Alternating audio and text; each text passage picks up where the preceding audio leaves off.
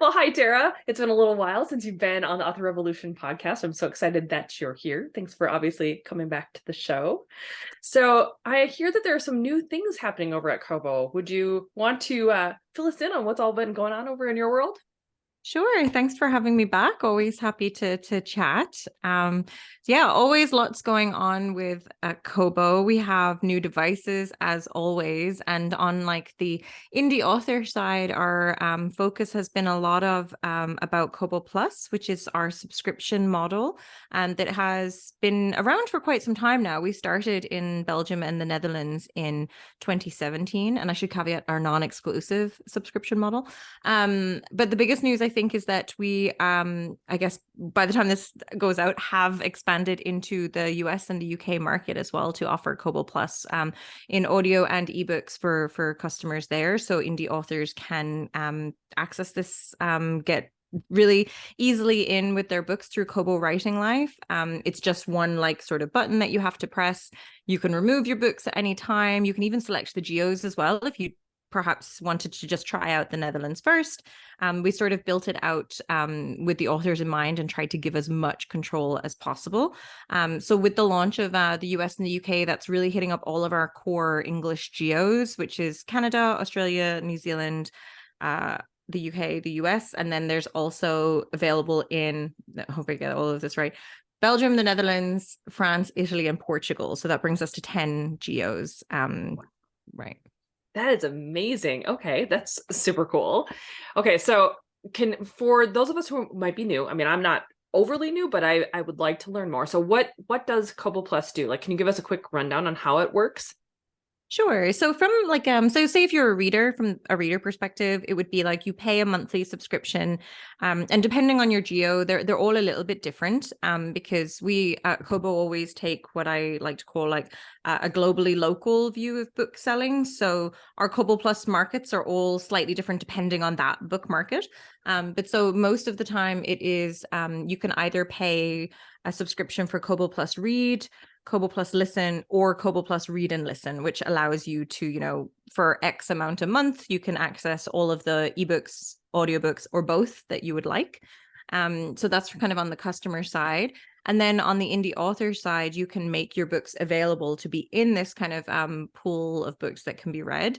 And then how it works is that it is a subscription-based model. It's like a revenue share model. So it's very similar to a lot of how the other subscription models work. One of the main differences is that we actually calculate the reads by the minutes that your book has been read. So I know it can be kind of maybe common to see like page reads or size of book or anything like that, but we use minutes read, which allows us to treat ebooks and audiobooks exactly the same. And it really reduces the instances of gamification because we're timing, how long a book is open. And, we have a lot of kind of checks and balances in place for when like offline reading, and then it gets uploaded after the fact and all of that. So so how it works is that basically in each geo there is the number of subscribers and their subscription. So that is our main pool of revenue. And then we divide that by all of the minutes that books have been read, and that gives us the value per minute. So this will differ each month. It'll differ in each geo as well. It doesn't really like differ all that much. And then you'll get paid out. We use the value per minute multiplied by the amount of minutes that your book was read. And then 60% of that is the author's take home. So it seems a little complicated, but once you see it kind of written down, it's like pretty straightforward. But just, I feel like now I'm just like saying numbers, It's No, that totally made sense to hard me. to follow. But Yeah. No, I totally understand that. I think it's Okay. pretty similar to like you said, the other subscription models, and just in the fact that it's minutes instead of page reads. And so it's a lot easier to just, like you said, keep track of it in a way that's not gamified or being abused in some way, shape, or form. So I think that's really cool the way that that's done. And I love that you have that capability of having both the ebook version and the audiobook version separately, or if you wanted to have them both combined, because I know a lot of us have, both subscriptions or something from other places. And so having that combined, it's like, oh, that's really appealing. I like that a lot.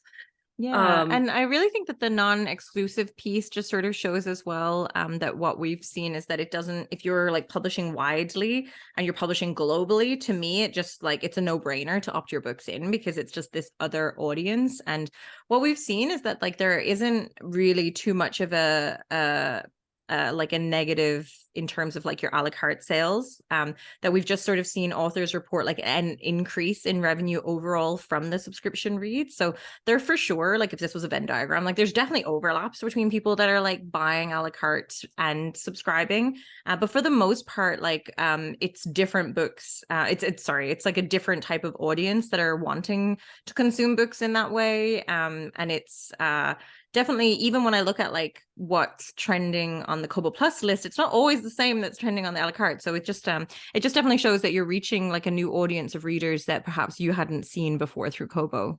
Yeah, that's really cool. And the fact that it's not exclusive, then it also gives you that opportunity to be technically in both of those. I mean, honestly, because you could be hitting that audience who loves the subscription based model, and then you got the people who obviously just like, I'm kind of both. It's like I love both, and so to me it doesn't matter as long as I love the author. I will just follow them anywhere. But I think it's really cool that there's opportunities in all of that, and so like you said, there's no downside to subscribing to it and being a part of Kobo Plus. I mean, it just seems like a no-brainer, especially if you are wide and you're doing all these opportunities to try to get your books out there. So you answer the question of whether or not it needs to be exclusive, but do you have to sign up for Kobo directly, like to be in the back dashboard of Kobo, or can you still get access to Plus by going through like an aggregator like Draft to Digital or Publish Drive or anything like that? Yeah, you can definitely get into Kobo Plus going through an aggregator. The difference, I think that our controls are slightly different from my understanding, is that you have to sort of opt in everywhere, whereas we offer the select geos if you wanted. And then there's also, as with coming direct with Kobo kind of for anything, is that there's like merchandising opportunities that wouldn't necessarily be available just because the Kobo Writing Life team is available to you. And that's something that's really exciting with Kobo Plus as well, is that we want to see what we can do in terms of like really highlighting our authors and spotlighting them. They already sort of organically get filtered to the top of a lot of the reads in these lists, but we want to try and be a bit more thoughtful with that. So if you're already going through an aggregator, you can definitely reach out to them and see. And I believe they should be opting in and it shouldn't be a problem. So yeah, it's up to the author's preference, really. That's really cool. Yeah, I was going to ask if there were better promos or marketing opportunities then if you went direct through Kobo instead of going through a distributor. Could you explain those a little bit more? Sure. So when you're coming direct with Kobo Writing Life, so that kind of means that you're coming to Writing Life. No, that's our email address, to kobo.com/writing life to create an account. There's a promotions tab that we have available. If you don't see it in your account, you can just send the team an email at writinglife@kobo.com and we'll enable that for you. And that's just sort of coming direct to us. So I think the main thing is that you're not foregoing the aggregator fee. So you're earning more money each time you're kind of coming direct. And we have built out these promotional opportunities that are available. There's a lot of different types of ones. We have audiobooks, we have library promotions as well, all of kind of access to these different things. But I think the main part as well is that you do get access to the team. We're very hands-on. We're, my team are this really dedicated book selling team that just love the indie community, and we sort of live and breathe this stuff. So you do really get that hands-on kind of like, we're going to take the time and like look at your books and really give you advice and what we see. So that's sort of like the difference between coming direct versus going. And I know sometimes it makes sense that you're happy to forego the extra 10% because when you're wide, it is a lot to have to publish on 4, 5, 6 different platforms. But we do anecdotally hear that our platform is probably one of the easiest to publish to, and we do try and make a lot of improvements throughout to try and give as much information as possible. For example, one of the things we've been working on a lot, which I hope will be expanded to the broader KWL community, is the new sales dashboard that we have. So we've integrated audiobook sales and ebook sales in one place and sort of also added some new features where you can get your pre-order numbers. There's just different graphs, like a lot more insights. You can download the data so you don't have to wait for the sales report potentially. And we're working on also integrating the Kobo Plus data as part of this. So we want to be able to like show the authors, your promo is working, like putting your books in is working. We want to show you that as quickly as we can. So that's something that you have access to that you might not get if you're going through an aggregator. But again, it's totally down to whatever the author preference is and what makes the most sense to them. Gotcha. Does Kobo help like organically if you're a part of Plus? Like, is there any kind of thing that kind of happens in the back side of things, not necessarily a promo, but where they're like, hey, let's feature some of these authors who are in Kobo Plus? Like, does that ever happen? Yeah, absolutely. We do sometimes have like a Kobo Plus author of the month. There was one of our authors, man, I've lost the name off the top of my head, but one of our authors was featured last month. And sometimes if we're doing different promotions or we do different backlist sales and stuff. So if you're also in Kobo Plus, we'll likely try and double the features that are available there. Yeah, there's a lot more stuff. It just sort of is helpful for us to know. And I do think that it helps with your ranking on Kobo as well, because our like ranking is not strictly just based on sales. So when you see your sort of how you're charting on our site, it differs per geo, it differs in all the different spaces, but it also being in Kobo Plus affects what we call like the temperature of your book. So it's not just sales, it's like how often your book is being searched for and clicked on, and promotions that you're part of and everything. They all are kind of taken into increase the temperature, which then helps with the rankings. So definitely being part of Kobo Plus helps with that. That's really cool. I like that a lot. I think it makes a lot of sense too, because it's just one more added benefit to being a part of that subscription and being able to like tell people, hey, like I'm a part of this thing. It's really awesome. Go check it out. So how many, I think you're different, right? So how many audiobooks or ebooks can a subscriber to Kobo Plus take? Like, is it capped at any point, or can they just, well, however many books they can read? I believe it's however many. I think it's unlimited as far as I know. I mean, yeah, I believe so, but I would need to double check that. But I believe it is unlimited. That's really cool. That definitely differentiates you too, because then there's not a limit of how many books you can have in your library for a bit. It's helpful. I know for me, I like to read a lot of books and then I forget to return them. And so it's like, so yeah, I'm like, oh, I like that idea a lot. You every time we talk, you're like pushing me over closer and closer to Kobo, I swear. Awesome. That's my job. Like literally is my job. Right? I love it. I mean, I'm obviously there and I can take off the anecdotal part where for me, yes, the platform is super simple and easy to use. And it's even so simple that I can be like, hey, to my PA, Jenny, can you go ahead and take down all of my audiobooks right now from Find a Way Books on Kobo and then put them direct to Kobo. And she's doing it herself. Like I don't have to be a part of it. I can look it over if I, wanted to at the end of it. But at the same time, she knows what she's doing because it's so simple to use and it makes it walks you through everything. It's just so easy to use. And with the audiobook piece as well, that's another thing that we just have to enable for you. So if there's someone that's listening and they're like, I don't see the audiobooks in my account, just send us an email again, writinglife@kobo.com, because we just have to switch that on. But it's a very simple process, and we do all of the processing in-house. So it means that the audiobooks get published within 24 hours. More often than not, it's within a matter of hours, which for audiobooks, considering the file size, is very, very quick. So really quick publishing, and the way that the team built the upload process, I really like. It's like you drag and drop the audio files and you can rename them and listen to them to make sure you have the chapters in the right order and everything. So yeah, it's really, really easy. And then you can opt into Kobo Plus just with the one button again with audio.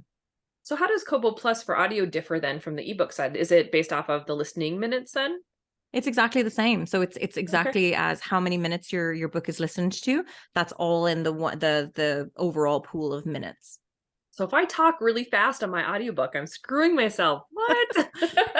We did a lot of tests about, like, because I know there's sometimes the question about like slow readers versus fast readers or things like that.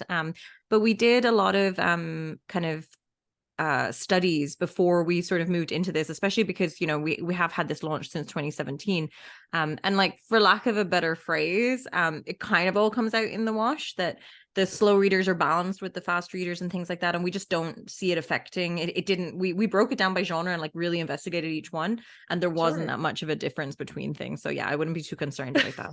Well, that's good. I suppose you could always like increase the speed too, and you're trying to listen to something. So there's always that too. That's Right, actually right. what I do with when I'm learning something new. I'll listen, and if the people are really slow at talking, I'll actually speed it up so I can listen to it faster. I So only do that yeah. when I did that yesterday because I had a book club and I had not read the book. So I had to listen to it all on double speed, which was like maybe not the most enjoyable listening experience, but it got the job done.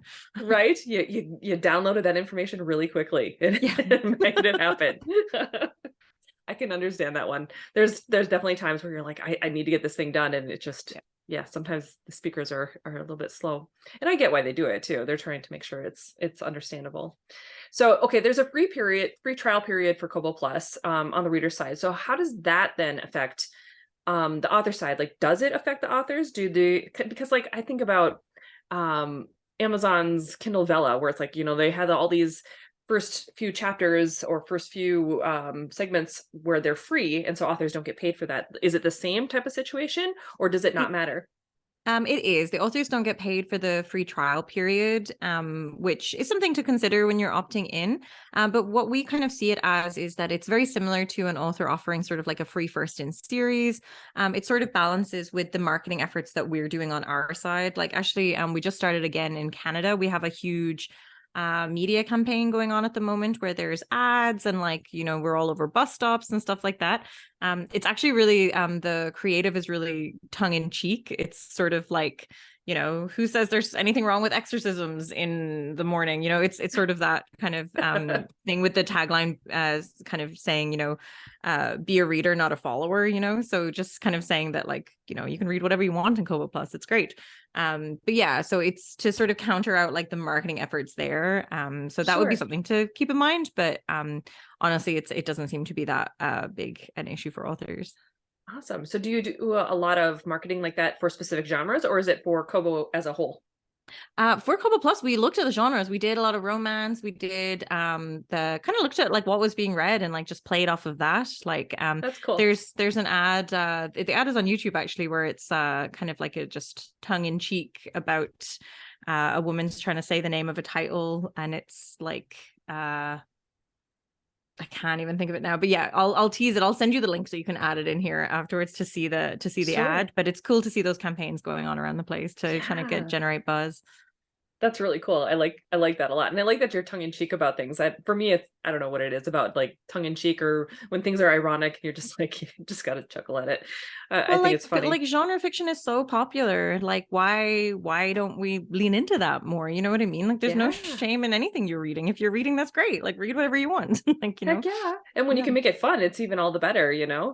because people then identify with it better, and it makes it more fun. It makes it more enjoyable. Heck, I was even doing that with, before we started this podcast episode, I was telling you, Tara, about my dog who decided to eat a ball, a fuzzy foam ball, and had to have emergency surgery. And so I did like a sale. I'm like, hey, I'm going to lean into this. We're going to go abundance mindset. And so I created like a promo situation where it's called Bail Out the Ball fundraiser, where I had like Oh, put my put my rapid release roadmap course at a really deep discount for anyone who wanted to like help fund this stupid ball being removed from his stomach.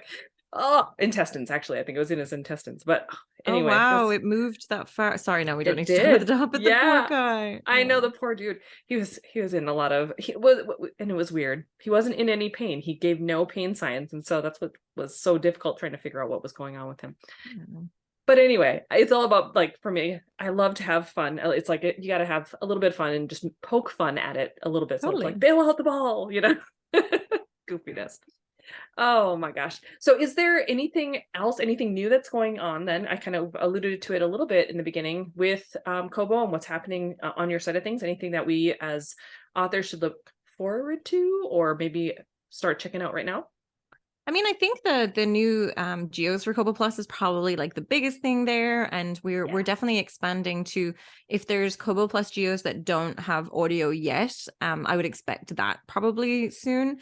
So I think that's really fun. There's new devices coming out. I can't really talk about the new device just yet, but it will be out actually by the time this is run. But always kind of leaning on more stuff. So what I like to kind of tell people or like remind them with Kobo Writing Life is that you're sort of hitting up the four types of as I see it, the 4 types of digital reader that exist. So there's like your standard person that is buying a book, probably owns an e-reader and, you know, follows their authors and does that. And then you have your subscription readers who probably consume very similar books, follow authors for sure, but will just kind of keep consuming everything. You have your audiobook listeners who sort of overlap with your Kobo Plus, but are a bit separate. So some people are very strict to just audiobooks. The demographics are a little bit different there, but which is always interesting. And then the last thing is that you have your library, your kind of loaners or lenders, I guess. So you're kind of reaching the library audience as well. So it's, I think it's just really interesting that you can hit up all of those 4 types of readers just in one place. And then when you think about the devices that we're kind of releasing and putting out, we're very much trying to lean into that as well. A lot of our devices now, sort of the newer ones, have a stylus included, so you can actually mark up your books and take notes and everything. There's audiobook integration with the devices, so you can connect to like either like a Bluetooth speaker or Bluetooth headphones. And then you can loan from Overdrive directly from your device, which is, I think, kind of really beneficial because librarians are just the best booksellers, and it doesn't seem to be slowing down at all in terms of digital libraries kind of doing well with everyone. And yeah, and then there's also Kobo Plus is available in the devices too. So we're trying to just, you know, our focus is always just on the digital reading experience and just trying to make that as seamless as possible. And just, we don't want to interrupt any reading time. We just want you to be kind of reading and keep reading. And that's always been our ethos. Right. And then enjoying it as you're doing it too. I love the Exactly. idea of being able to write the notes and stuff on the side too. That's really cool. That's neat. So has that always been the case? Like, have you always been able to do No, that? so we Okay. launched, I don't know where it is actually, but we launched the Kobo Ellipsa was our first device. It was actually our largest device. It was like a 10-inch screen, and that had our sort of big note-taking capabilities. And it's integrated with Dropbox. So you can actually sort of like share your stuff back and forth, really, really kind of seamless integration there. And the fact that you could mark up the EPUBs themselves, I think, was sort of a unique feature. I use it a lot for taking notes at work. And especially, you know, if you're, as you know well, prepping for like a podcast guest or something, you know, as you're reading and you want to take notes. I think books should look like they're read. I am often just kind of scribbling in the margins of physical books. So I do like that you can now scribble on digital ones as well. And it captures your doodles. That's just something that was a bonus for me. I love but that. Yeah. And it also does the handwriting to text, you know, so if you wanted to export it as perhaps a more readable thing. So then we had the Kobo Ellipsa and then the Kobo Sage, and then we're kind of expanding upon that as well now. So there's kind of more and more devices there. I love it. It seems like you guys really have this like pulse on being able to be like the bibliophiles that we all are. Like us authors, I think most of us started as bibliophiles, and so we love our books and we love to take care of them in whatever way, shape, or form. And so having that capability to do some of those things in the digital format is just really appealing to me. I don't know why.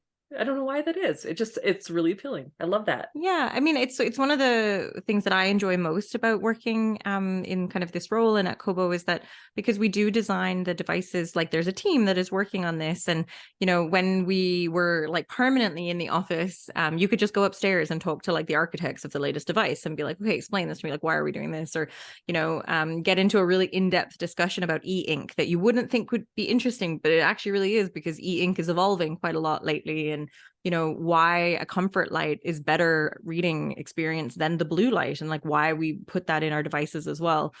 So like all this different stuff. So it's very much like our focus is kind of trying to very much lean on like what new technology we can work on and just try and improve digital reading. I think some people still think of them as like, you know, iteration 1 e-readers, where it's so much more than that now. Right. I think I even have the idea of that sometimes because I've gotten so used to just reading really fast on my phone and not really being on a reader itself. Like I have I can't read. I can't read on my phone. Like I just find it. I get too distracted with the notifications, and like I just don't have the strong willpower to not stay to not leave the book. I think that's why I order all the paperbacks. That's true too. I have a huge stack of paperbacks on my side. My husband's always like, this stack just never seems to be going down. Are you sure you're reading these things in the morning? I'm like, yes. I'm still reading. I'm reading them. They just go over on that shelf over there, but the new ones just keep the stack right there. You're like, look at the notes in the margin. I definitely read this. Right? I totally read that. but I got more. Is that okay? I love books. They're so fun. You can't start working in a bookstore at 14 without loving books, I don't think. So, Nice. Yeah. oh my goodness. Well, once again, where should my audience go if they want to either find out more about Kobo Plus from the reader side, if they happen to just like be wanting to obviously join as a reader, or if they're wanting to learn more about how to do it as an author? How do they go about finding Sure. everything? As a reader, if you go to kobo.com, if Kobo Plus is available in your area, you'll see it right away. It'll be there. If not, and you want to see kind of what the experience is like or the different things, a cool trick is that if you're on kobo.com, there's a little flag at the top of the screen and that defaults to where you are. But if you click on that, you can actually browse through our different storefronts. So you can go to a geo where we do have Kobo Plus and sort of see what that looks like. And then from an author perspective, if you're coming through Kobo Writing Life, it's part of when you're publishing a book. So it's in one of the steps in the rights and distribution. So just sort of as you're publishing, you can opt in. If you wanted to us to bulk opt in your books for you, you didn't want us to go through them one by one, we're happy to do that. Just send an email to writinglife@kobo.com and the team will help there. And you can follow us on, I think we're on like all of the socials that are out there. You can just search for Kobo Writing Life. And then we also have the Kobo Writing Life podcast that goes out every other week. And there's lots and lots of good tips and tricks there. Plus the amazing blog that you guys do as well. Oh, yeah. Yeah. Terrence is killing it on the blog these days. It's really, really good. And yeah, we have our newsletter that goes out every month as well, the KWO Quill. So you can find all of that information is all on the blog, which is kobowritinglife.com. That's awesome. Well, thank you, Tara. Thank you for being here and explaining more about what's new and shaken in Kobo, and obviously the new geos for everything that's going on for Kobo Plus. That's awesome. Congratulations, by the way. Thanks. Thank you for being here. I'm so glad that we were able to connect again. Me too. Thanks so much for having me.